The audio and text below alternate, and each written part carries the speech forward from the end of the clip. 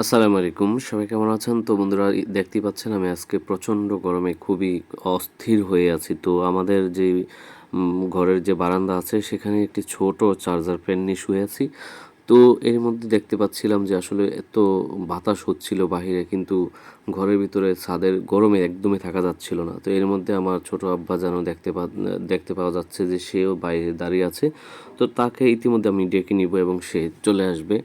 তো একটি বিষয় বলি, এর মধ্যে আপনারা যারা ঢাকা সহ চট্টগ্রাম বিভিন্ন জেলায় বৃষ্টি চোখে দেখেছেন, আমরা কিন্তু বৃষ্টির ছোঁয়াও পাইনি। তো সেই ক্ষেত্রে আমরা অনেকটাই দুঃখী মানুষ। তো আল্লাহ আসলে কী কারণে আমাদের চাঁদপুরে এখনও বৃষ্টি দেয় নাই। তো আমার আব্বা যেন বলতেছে আসলে বৃষ্টির কারণে অনেক কষ্ট পাচ্ছি আমরা, হে আল্লাহ তুমি আমাদেরকে বৃষ্টি দাও, যে সামান্য বৃষ্টির ছোঁয়ায় যেন আমাদের শরীর মন প্রাণ আমাদের জীবনযাত্রা যেন সব পাল্টে যায় এবং আমরা যেন ভালো থাকি, সেই প্রত্যাশা এবং দোয়া আপনাদের আল্লাহর কাছে চাই। তো সেটি আর কি একটু আমরা বসে বসে বাবা ছেলে বলছিলাম আল্লাহর কাছে, এবং সেই ভিডিওটি আসলে একটু ইতিমধ্যে একটু সময় করে আমি শ্যুট করে নিই।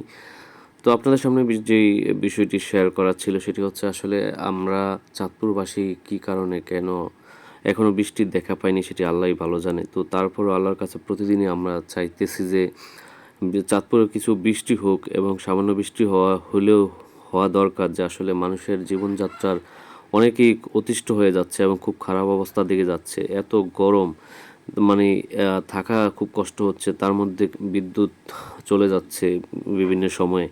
তো এর মধ্যে কিন্তু একটা বিষয় বলে রাখি, এখন পর্যন্ত আমার ফ্যামিলির সবাই ইনশাল্লাহ ভালো আছে। তো এর মধ্যে আমার একটা বাবু ইনশাল্লাহ দুনিয়াতে আসছে, সেও গত কয়েকদিনের তুলনায় আজকে অনেকটাই ভালো এবং সুস্থ আছে। তো সবাই দোয়া করবেন যেন ভালো থাকে, সুস্থ থাকে, এবং পৃথিবীর সকল মানুষ যেন ভালো থাকে, সুস্থ থাকে, এই প্রত্যাশা, এই দোয়া এবং এই আহ, প্রত্যাশায় রইল। ভালো থাকেন সবাই। আল্লাহ হাফেজ। আসসালামু আলাইকুম।